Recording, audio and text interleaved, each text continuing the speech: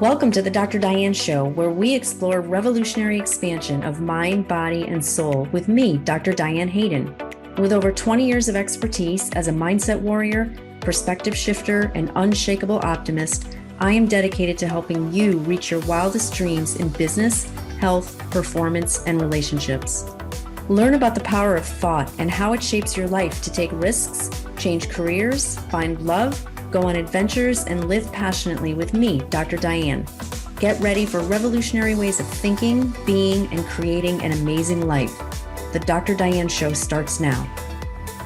Hello, everyone. I'm Dr. Diane Hayden, and you are listening to the Dr. Diane Show on Transformation Talk Radio. Stay with us for the next hour, where we will explore revolutionary expansion of mind, body, and soul. Join me on the first and third Thursdays at 11 and on the Dr. Diane Show, where I have experts from around the country teaching you cutting-edge therapies on longevity medicine, natural health, mindset, and soul purpose to help you shift your perspective and become a mindset warrior like me.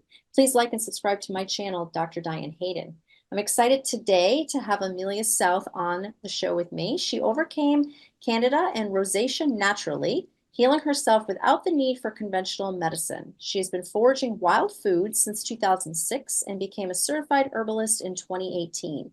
Known for her grounded, earthy approach, Amelia hikes barefoot, lives off the land, and empowers others to heal themselves through the medicinal power of food and herbs.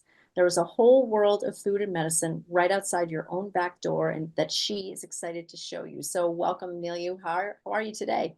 I'm great. How are you? I'm good. I'm good. So I know that my listeners are thinking, wow, how did she get into that? And when they learn even more about what you do and how you do it, it's pretty fascinating. So what made you even think to go out in your backyard and start looking for things that were edible? Well, it's not a glamorous story, if that's okay. That's okay. It's your story. Uh, because it was almost 20 years ago now. I had gotten my first real apartment like out of, after college and everything, and I was living in this really junky apartment with like an ex-boyfriend and I in Washington State. And if anybody is that's listening has ever been to Washington State or from like the Western Washington State, not too far from Seattle, there is a blackberry there called Marion berries that grow wild absolutely everywhere, like on every roadside. It is a nightmare for most people and they hate it. And I had just like I just moved there from Connecticut and I'm like, "Ooh, look at that." And I'm out there like picking berries because it was free food on the side of the road. Why not, right? And I decided like, I didn't have a lot of money. I was kind of like a poor person living in a poor apartment. And I said, look at all this free abundant food. And I brought a kitchen bowl out there and I filled it up. And I basically taught myself how to make jam and jellies and froze some for food and made pies and things. And that was the start. And honestly, blackberries or raspberries, anything like berry is the official gateway drug into foraging, I think, for everybody, because it's the one It's thing that looks safe. exactly the same in the Yep. grocery store as it does on the bush. You're like, there's no way you're going to mistake that. So, um, that's how I got started. And then it just kind of gradually grew from there. I started getting really into it back in like 2009 or 10-ish after, my daughter was born and I had more time to devote to actually getting really into it. But yeah, I've kind of been, it's part of me now. Yeah, it's got to be a calling, I think, because even though, like you say, okay, you moved out to Seattle, it's so funny. So my producer, this whole, company is based out there. So we're going to ask him on the break if he's ever heard from the time that I was out there as well. But not everybody would think to do that, though. I swear, I'm thinking like, wow, I don't know if I would have had like the mental wherewithal to actually think, oh, I'm going to go out and pick that and eat it. So I feel like it was something that was innate in you for sure.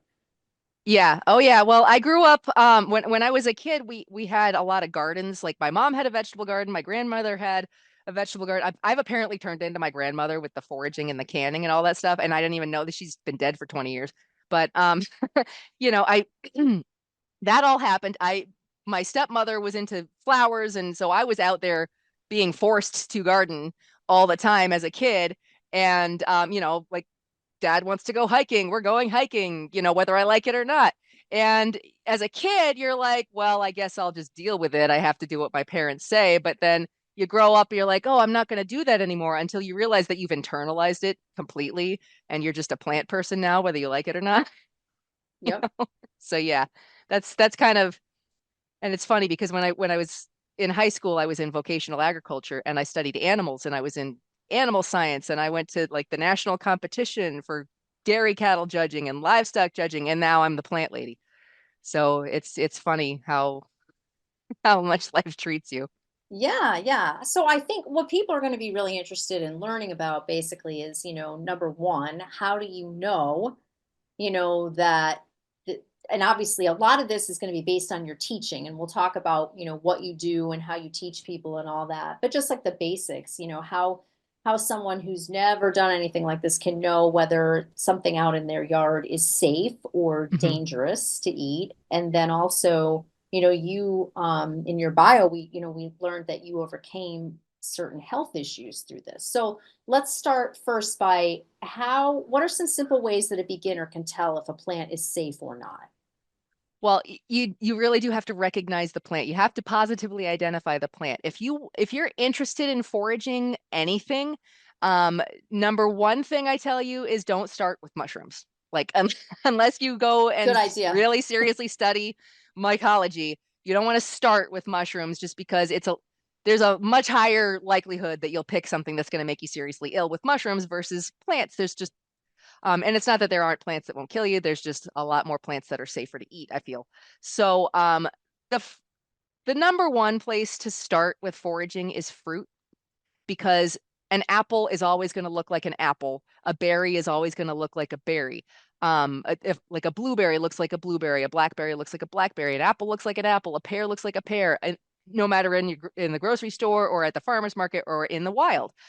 So that's a good place to start. But if it's in your backyard and you don't happen to have any fruit trees, believe it or not, a lot of people have raspberries, wild raspberries all over the country. Some form of the species is rubus, and they are spread throughout the entire world. There's some variety of raspberry type thing, so that's a good place to look. Also, look around your yard. Even people that have like really nice, beautiful lawns, I can pretty much guarantee there's going to be like maybe a couple dandelions in there or some plantain or some things that they're not used to, you know, um, I'm not a lawn lover, but but they're going to see things in their lawn that they think they don't want there, but they're probably food. They're probably food or medicine.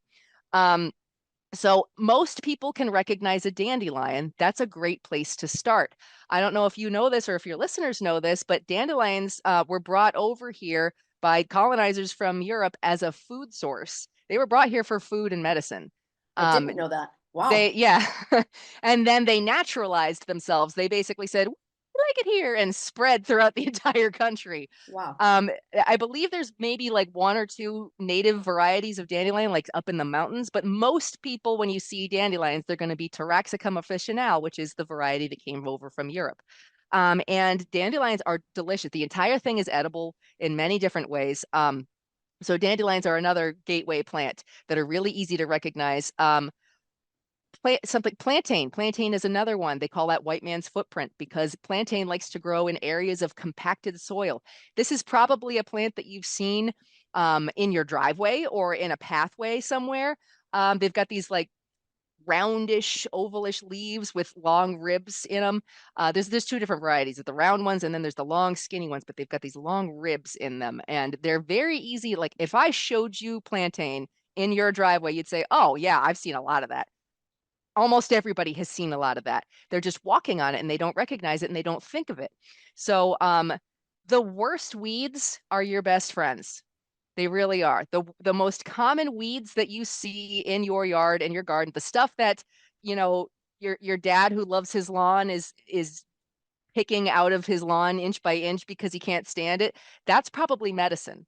And it's showing up there in your yard to heal you and tell you and serve you. And then people like they're like, "Oh, I want my lawn to be pretty." And it's just, yeah.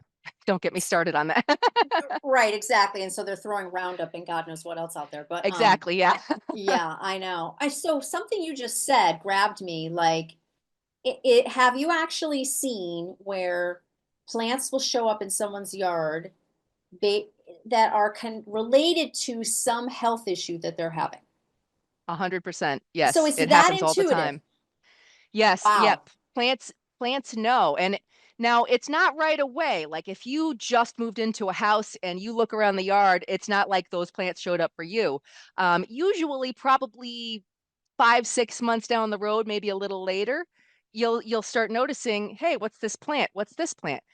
Because even at my house, I've been at my house for 8 years, and the plant life that's in the yard is very different than what it was when I moved in here. Now, part of that, a little bit of that is me because I'm I'm encouraging certain things to grow. Like Right. I want lots of clover in my yard. Clover's delicious. You might as well, but there's some things that I remember like fighting horrifically when I got here, and they're either gone or there's hardly any of them left, and they've been replaced by other plants that I do work with, medicinally all the time. And that happens. I'll be teaching a foraging walk at somebody's house, and they'll say something like, "Oh man, I've got tinnitus really bad, or I've got really horrible mucus issues," and we start walking around their yard, and I find this gigantic patch of ground ivy. And then they'll say, "Oh gosh, he's been trying to get rid of that for years, and we hate that stuff." And I say, "That's the medicine that's going to help you, right?" And they're like, "What? No way. There's no way." And I explain how to work with it, and I'm just like, "Yeah, this is here to heal you. You have to be listening to the plants to understand."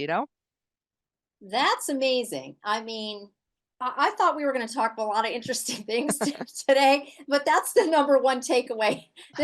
That's all we have to do for the show. We're done. Like, seriously, I mean, it makes sense when you think about just how intuitive nature is and the earth and all of that, right? Absolutely. Of Yeah. course.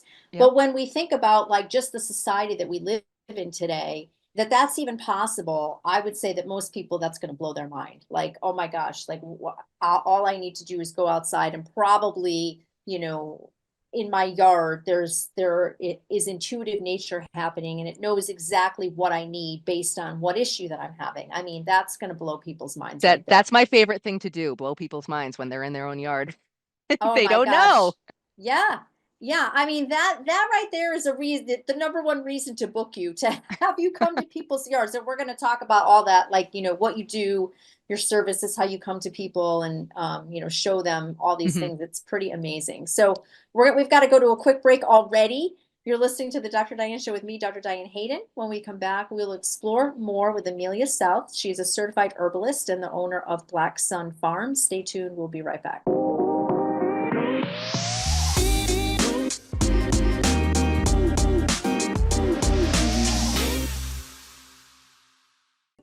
We're back on the Dr. Diane Show with me, Dr. Diane Hayden. But before we continue, I want to make sure everyone knows how to contact me. You can find me at www.drdianehayden.com or at either of my two publications, www.naturalnutmeg.com and www.essentialnaples.com.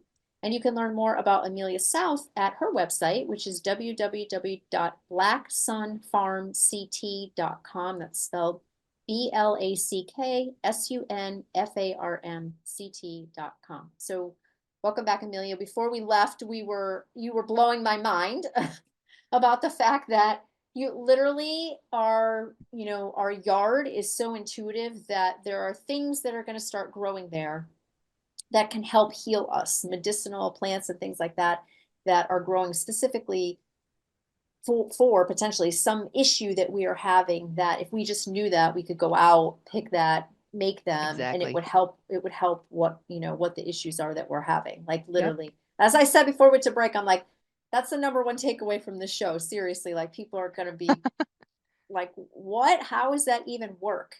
But we should, it shouldn't be that surprising because we should know that nature is intuitive like that, right? Can I tell you So, one just real quick that's going to blow everybody's mind again? yeah, go ahead. Have you ever heard of Japanese knotweed? Yes. It's one of the most invasive plants like on earth, especially in the United States right now. Japanese knotweed, is super duper invasive all over the place.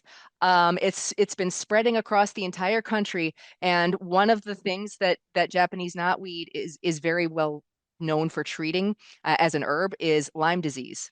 Oh my Lyme gosh. disease Yep. has been spreading slowly across the entire country, and if you look at a map of where Japanese knotweed has spread, it almost exactly matches where Lyme disease has spread.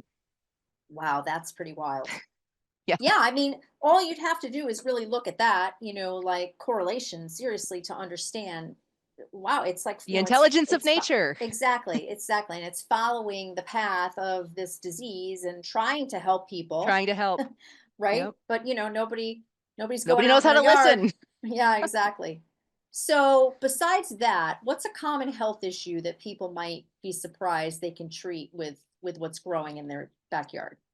Well, let me think. So dandelion greens are great. They're a great spring cleanser, but they also have an affinity for the kidneys, the kidney system. So there are a lot of people dealing with edema, um, which tends to be based on you're retaining water in your lower extremities, and taking dandelion leaf can help clear that out. But a lot of people are put on is it called water pills? I think they're called what people just keep calling them water pills. I can't remember Yeah. the name of the Mhm. medication.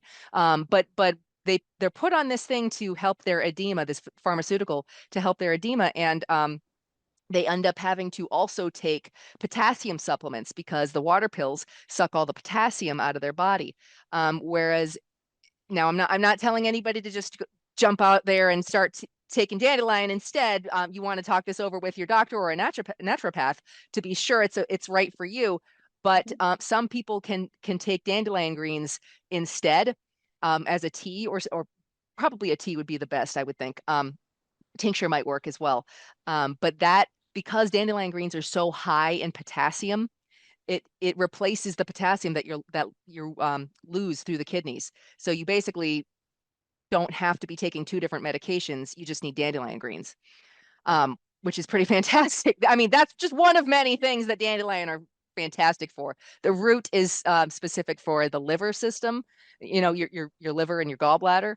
And the flowers are really moisturizing and anti-inflammatory. So in addition to the fact it's delicious and one of my favorite things to eat. Yeah, I think, it's interesting when I've gone to certain like farm to table dinners or things like that when you're actually out on the farm.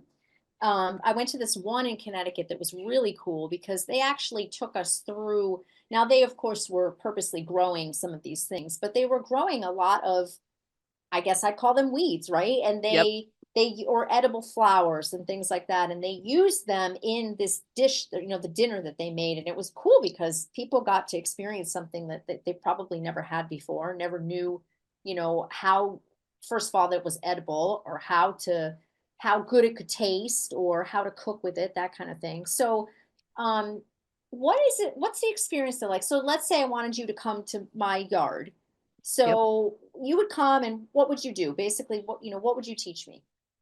So we walk around your yard, your property, whether it's woods or backyard, whatever it is. I usually start, near where your door is, wherever you meet me.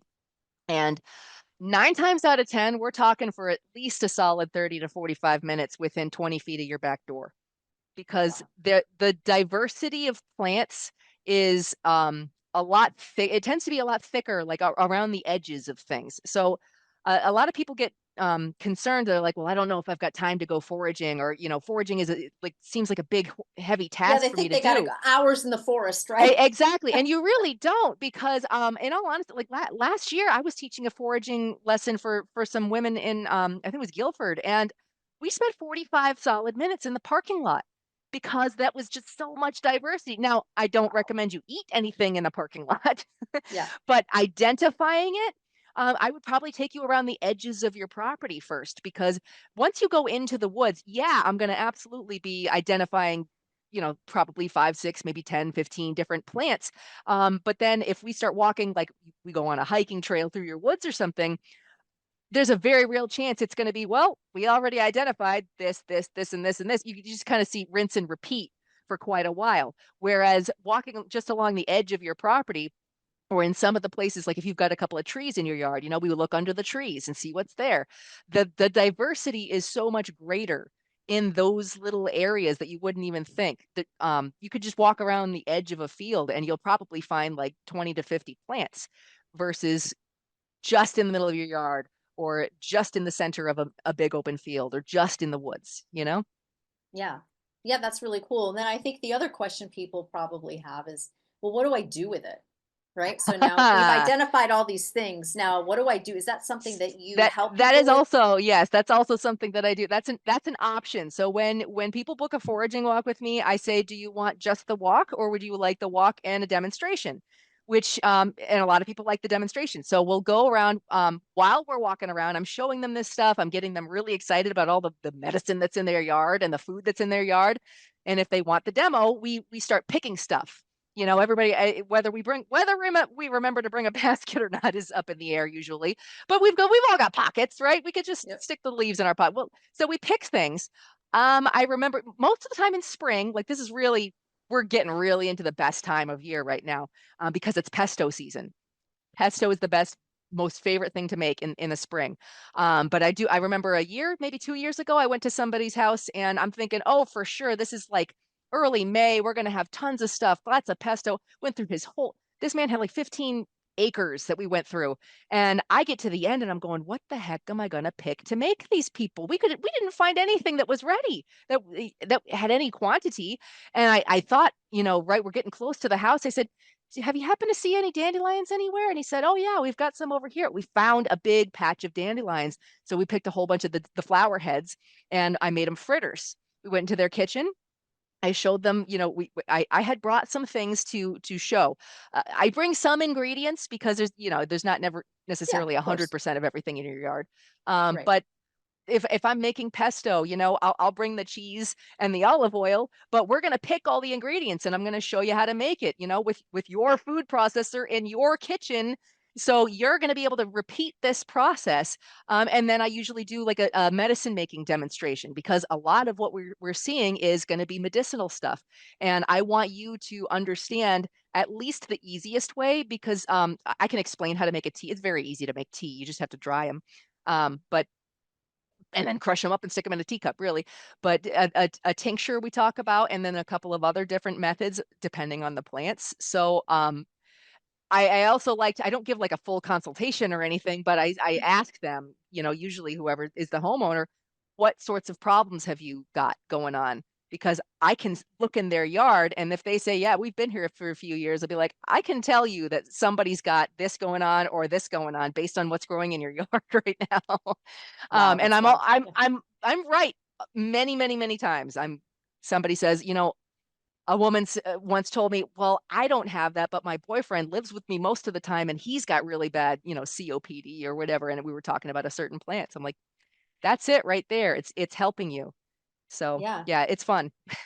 That would be a really cool thing to do for like a neighborhood, right? Like, Oh get a yeah. Yeah. group of, right, get a group of people together in a neighborhood and have you, come and do, you know, I do whole okay. families sometimes. Yeah. One person will hire me and then it's like, I get there and it's like 12 people, they're cousins and they brought their kids and they got everybody there. We're like, all right, let's do this. It's Yeah. exciting. Well, it's cool because I think you're teaching people, what can they use in their yard? And we could look at this from a number of different angles, right? Like we could look at it from a cost angle. Oh, you might be able to be finding food in your yard, so Mhm. cuts down on what you buy at the grocery store. We could look at it as provided there's not like a ton of pesticides and things like that being put on the yard. You could look at it Yep. as, hey, it might be safer to eat stuff in your yard than going to the grocery store and It's buying, actually more nutritious too. I was gonna say, right? Most wild Yeah. food is way more nutritious than anything you can get at the grocery store. So, Exactly. Yep. Because it's I mean it's allowed to grow wild, right? And it's not been enhanced or had GMO seeding or all this other kind of stuff that it didn't need that we do. fertilizer or anything. It just grew where it wanted to grow and it grew nice and big for you. Right. Exactly. Exactly. So there's that, there's the whole medicinal part of it where, you have something in your backyard that's going to potentially heal you and maybe in some cases you don't have to take a medication. You just have that. So Absolutely. there's so many reasons to do this. It's mind-boggling for sure. And you'll remember it better if I come to you in your yard, you know? Well, that's true. You'll remember what I show you rather than you coming to me to a big class of a lot of different people or at a park or something. You're going to remember, hey, she said this is over by the well cap, or hey, didn't Amelia say this is over by the wood pile? Yeah, that's it. And you remember it because you live there and you see it all the time. Right, exactly right, because you have that footprint of your own yard in your head for sure. Yep. This is so fascinating. We're going to have to take another quick break. You're listening to the Dr. Diane Show with me, Dr. Diane Hayden. When we come back, we'll be talking more about herbal medicine with Amelia South. Stay tuned. We'll be right back.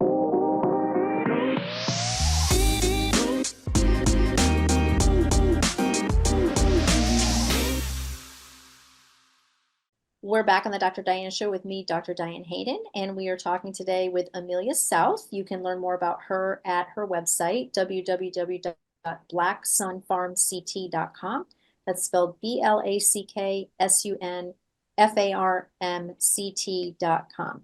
So, before we just broke, we were just talking about, all the different things that, reasons, I guess, to find wild foods in your own backyard. And I was just thinking, like, one thing you mentioned earlier about foraging, people tend to, when they hear that word, I think it's almost a disservice because I think people think it's going to take a lot of time and they're going to have to be traipsing through the woods and all this other stuff. When really, what we're learning from you is you just go right outside your door and it's right there in your yard.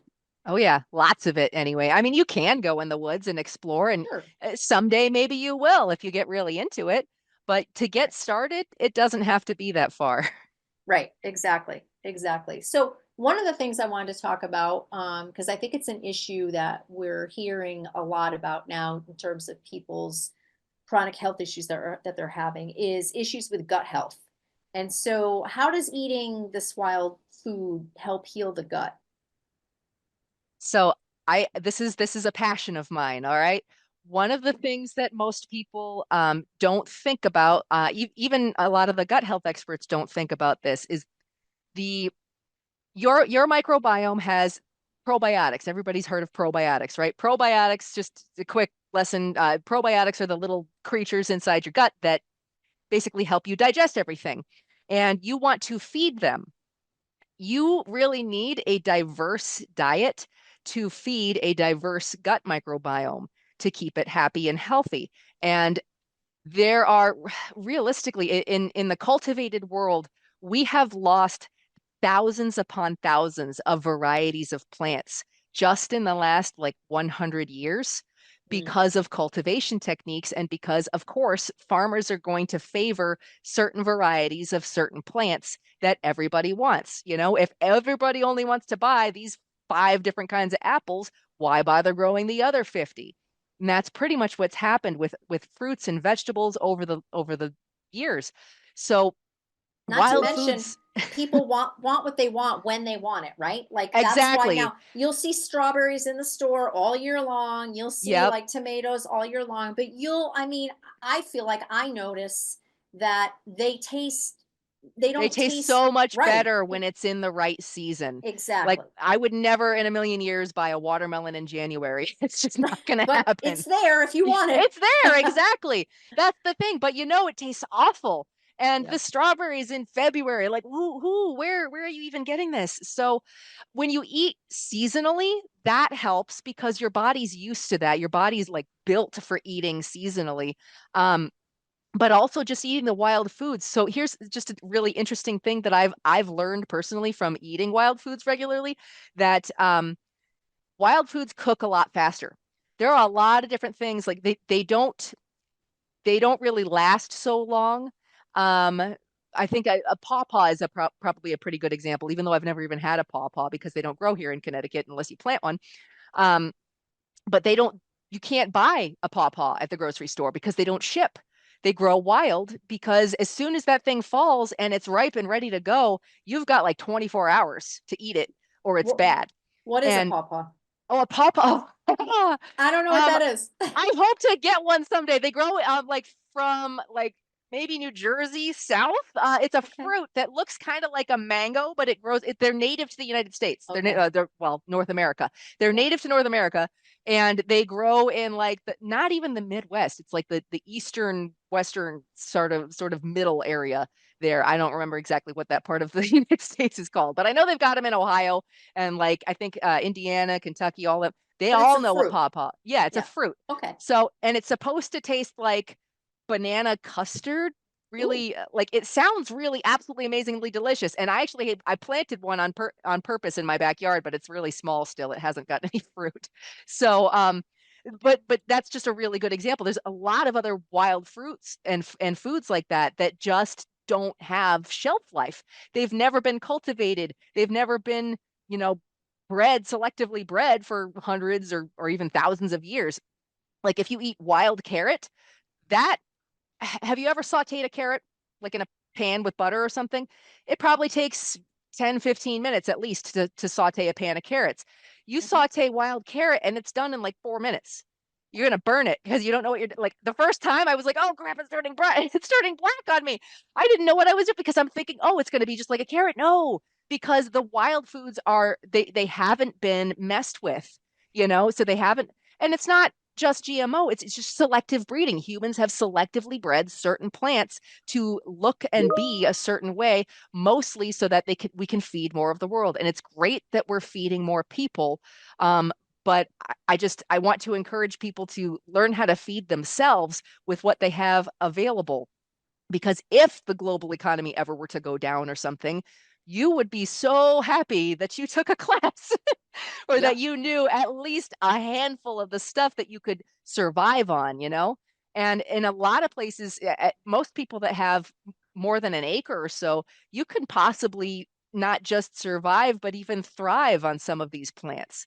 You let them Wow. grow enough and learn how to process them. So Yeah. That is I'm sorry. amazing. So I think you brought up pawpaw in relation to how does eating wild food help heal the gut? That's right. I'm sorry Yeah. about that. I No, got that's I all got right. off sidetracked. It's easy to do. So Like all the this is fascinating. the the reason you want a diverse microbiome, and that keeps your gut bacteria very happy. It also adds, of course, fiber and vitamins and minerals. Um, so that portion there, also you can actually ferment the wild foods. There's a lot of I believe Sandor Katz is the one that's famous for wild fermentation. I'm starting to get more into some of that there's seaweed. You can actually ferment seaweed. I know there's go down to the shoreline and pick the right kind of seaweed and you can ferment that. That's fantastic. So of course fermented foods are really great for the gut. Now, not every single thing I do with wild forage foods is just for gut health, but Mhm. you're getting the fiber, so that's making your gut very, very happy. Of course, everybody is not eating enough fiber. Just about everybody doesn't eat enough fiber. So you want to eat more fiber. You want to eat more wild greens. You want to eat, well, not just wild greens, but greens, and wild greens. And so that's one of the major ways that it's going to help with the gut microbiome. There's also certain plants like so dandelion roots or chicory root or burdock root. These are very high in inulin, which is a prebiotic fiber, which again is going to help not just feeding the microbiome, but it just helps towards gut health. You can buy inulin supplements, I believe, in some places, and it's probably growing, either on the side of the road or not far from your yard. So all of these things are just nature waiting to heal you. You're going to put the supplement industry out of business. If I'm lucky, yeah. Yeah. So how quickly would you think that someone might feel a difference from eating wild foods if they're trying to heal their gut or like anything else? And I'm sure it's different based on what the chronic issue is, but Well, how yeah, quickly and have you seen an effect? I mean because I also I do take a probiotic as well. I'm not going to say you can every human body's different. So if Right. you can get the full healing from just the wild foods or the fermenting of those wild foods, that's fantastic. You can also ferment, traditional vegetables and things too. Make your own kimchi and sauerkraut and things like that. But um, you're going to start feeling a difference in your health in general even if your gut microbiome isn't completely healed yet, within a couple of days, because you're getting such higher nutrition. I have to give you a little story about this. So I had restless leg syndrome for like 15 years. Well, And last year, it actually degraded even worse. It turned into periodic limb movement syndrome or disorder, which is where your legs are twitching on their own.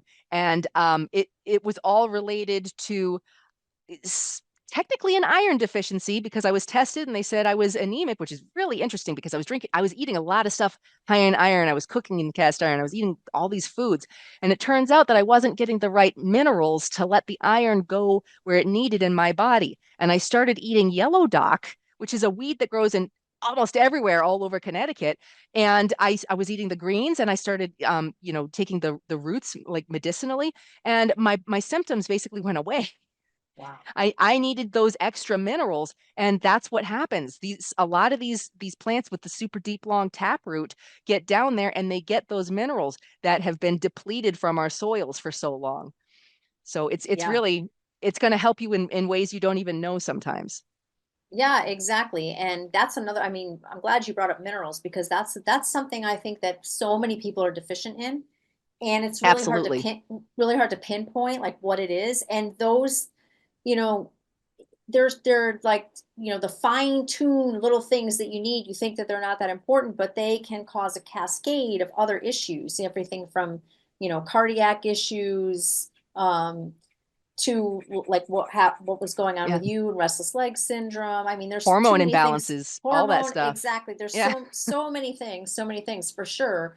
And a lot of times even the supplements are not fixing what the issue is just because the potency isn't enough or whatever. So what better to find that in your own Especially yard? the synthetic supplements are never going to be as good for your body as something that came from nature. Because your body is Exactly. like, hey, I can take it, I can get the minerals from this food, but I can't get them from this fake supplement. Yep, exactly, exactly. We're going to take another quick break. You're listening to the Dr. Diane Show with me, Dr. Diane Hayden. When we come back, we'll be talking more with Amelia South. Stay tuned. We'll be right back.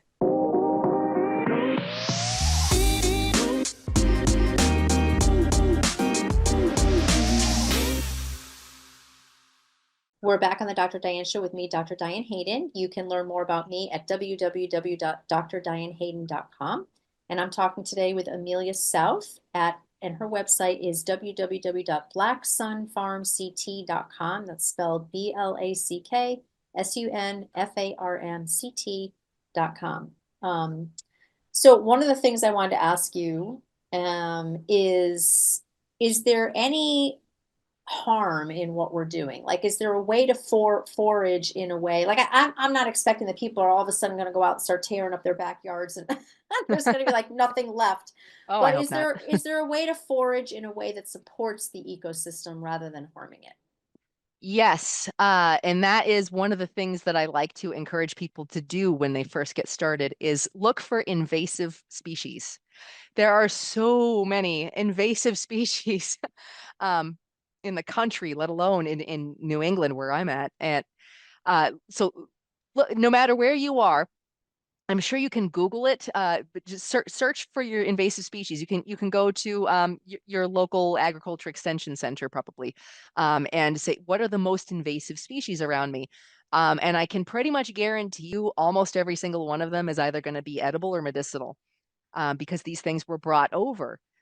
So something like Rosa multiflora, horribly invasive here, horribly invasive through a huge swath of the United States. Um, but you can still eat or make tea or medicine with the petals. You can still make things with the rose hips. You can the leaves are medicinal, the roots are medicinal. Let's like I said, Japanese knotweed. Most people, I mean, the way that they keep it down in Japan is by eating it. They eat that stuff to death, you know. It's actually pretty good. It tastes like rhubarb. If you've never Ooh. harvested Japanese knotweed in the springtime, oh yeah, we're getting to be almost time. I made a Japanese knotweed and apple pie last year. It was awesome. So, yeah, that's another one. Look for the most invasive species and start there, because and I hope nobody from the Department of Environmental Protection yells at me for this, but if I was to go to a park And even if they had a sign that said you're not supposed to forage, if I saw garlic mustard in that park, anybody that knows what I'm talking about is probably laughing right now. I'd be like, I don't care what you say, I'm pulling this stuff out. They pay people to go there and pull that stuff out. It is so invasive, but it's delicious, you know? If I want to make some pesto, if I want to make something in my pasta, I'm absolutely going to harvest that. So some of those really horribly invasive species, they're actually killing a lot of the native species around here. They're doing harm to our environment. Mhm. So I really genuinely encourage you to research which invasive species are doing harm to your environment and find out if they're edible first, Yeah. then find out if maybe they're medicinal, if they're not edible. There's very little that doesn't have some kind of a value to human life in that way. Plus, that way you're helping your ecosystem and you're feeding yourself at the same time. So that's the number one thing I would say. And sometimes those invasive species are there because of chronic disease, like you mentioned before with Lyme disease. Yeah, yeah, absolutely. Or you could have, I know it's not a fun topic, but if you've got really bad diarrhea, maybe there's blackberries or rose hips in your garden, in your Interesting. backyard. Yep. Yep. Yeah. So we talked a little bit about, what it's like when you come to, someone's home and you teach them, how to forage basically in their own backyard, and you show people all the, the things that are edible, medicinal. You can even do a demonstration where you go out in that person's yard and you pick things and you actually make something. But I know you do so much more than that. I mean, your website is a plethora of information. If anyone is interested, definitely go to blacksunfarmct.com and find all of the tools that you have there and all the things that you teach. But what other things do you offer to people to learn more about this? So I do have quite a lot of online content for free if you want to just get introduced to me in the way that I teach. I'm on YouTube and TikTok and Facebook and Instagram and all that.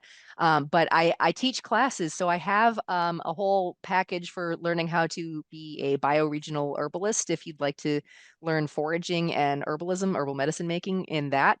I also have a coaching program that I just recently started, how to rewild your gut. So learning how to heal your gut and heal your microbiome, and also learning how to forage. So you're healing your body with these wild foods that I'm teaching you how to incorporate into your daily life. So it's like a rewilding whole system thing. And that's really fun and fantastic. So I do that. I do one-on-one consultations. And so the foraging, I am looking for more places to go. I love traveling to new places to see new plants and new people and new things. I also do speaking engagements and workshops and things. I just spoke at one about a week and a half ago. I did a presentation about foraging and mushrooms. For the local garden club. So that was fun. I can do a PowerPoint. I would much rather be showing you the plants and having you touch things and taste things. And that's why when I do something like that, when I do an event like that, I always bring like some dried mushrooms or dried plants, or maybe some pesto or some tea of something, because I really want you to get into it and touch it and taste it and feel it, and experience the nature. It's so much more interesting when you're there in it. And there's some little workshops like that I do. The classes, I have a book that's going to be coming out in about a month. I do have a foraging book that's already out and it's available through Amazon. My next book is going to be probably the end of May or so. So I've got that coming. And yeah, that's You that's have that's a products lot too, of it. though, don't you? I mean, you Products. actually have things, yeah. I do physically make products. Yes. I tend to forget about that sometimes because it's like, oh, I've got such I actually busted my buns for the last 2 weeks and I've got a lot of stuff bottled just waiting. So it's like not the first thing I think of. But yes, I do. I make products. I do sell them in some stores in the areas. I'm looking for more stores that are interested in selling my products. I've got an award-winning oil made from birch trees, Ooh, which is amazing for pain relief.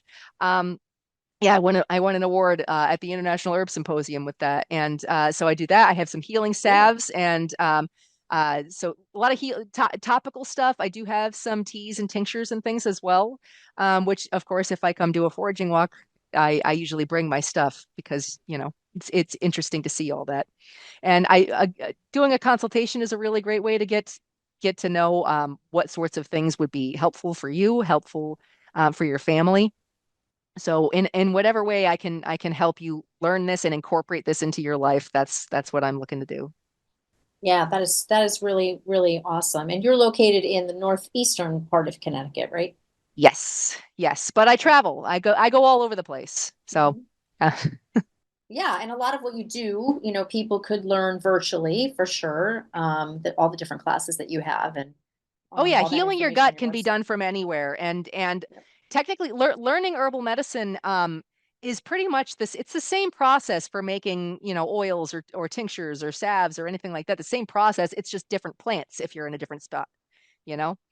And I've told people that like some people have gotten my classes like from the UK, and it's like, well, honestly, you've got a lot of the same plants over there because you guys brought them over here. But somebody Yep. from Australia would still be able to learn the methodology of how to put all this together. They would just have to do a little bit of their own research on the plants that are, available for them. Yeah, yeah. Well, that's awesome. I mean, I hope that we have inspired people to definitely go to your website, reach out to you for sure and get curious about this because I certainly am. And I'm like, wow, like, I didn't even think about, first of all, I was like most people, when you think about foraging, you think like, oh my gosh, I'm going to have to go out in the woods and it's going to be I'm not going to know what to do and it's going to take all this time. No, all I have to do is literally like walk out my back door and look Yeah. around the little like half acre that I have. Some people's Don't mow your lawn for yards. like 3 weeks, and I bet you there's like smorgasbord out there. Yeah, that is the thing. That's the thing. It's so funny in that where I am in Avon, it's very interesting because like so many people have such beautifully like manicured yards. Oh, And I don't know what my I mom used hate to those. grow.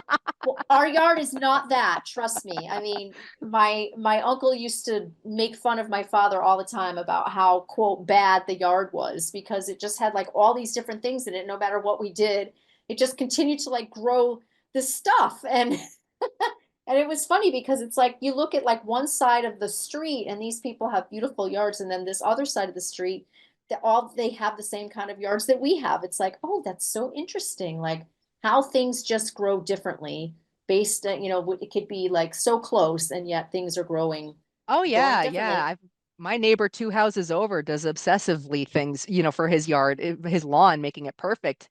And I'm over Yep. here looking like, wee, I'm gonna mow around this patch of mullein. I'm gonna mow around this big patch of red clover that's in the middle of the yard. I don't care what people think.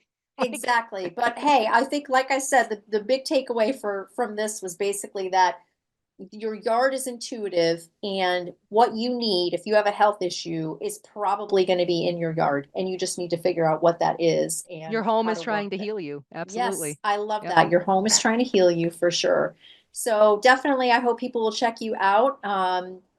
And basically, again, your website is blacksunfarmct.com. And I want to thank you, Amelia, for all this amazing information. This has been one of the most fascinating shows that I've done for sure. Thank you. Yeah, yeah. I'm And I glad hope to be here. I appreciate yep, it. of course, of course. Hope everybody reaches out to you. And I want to thank you all for tuning into the Dr. Diane Show. Please join me the first and third Thursdays at 11 a.m. Eastern, 8 a.m. Pacific. Next time, I'll be speaking with April Goff Brown about human design. Find out if you're a manifester, generator, projector, or reflector. Hope to see you here next time. Please like and subscribe to my channel, Dr. Diane Hayden. Have a great day. Thank you for tuning into the Dr. Diane Show, revolutionary expansion of mind, body, and soul with me, Dr. Diane Hayden. Tune in every Thursday at 8 a.m. Pacific, 11 a.m. Eastern on transformationtalkradio.com. Center your thoughts on what you want and shut the door on every suggestion of fear, worry, or lack from your own consciousness or the consciousness around you. Once you master that, everything is possible. To learn more about me, Dr. Diane, and receive a free digital subscription of my magazine, visit naturalnutmeg.com.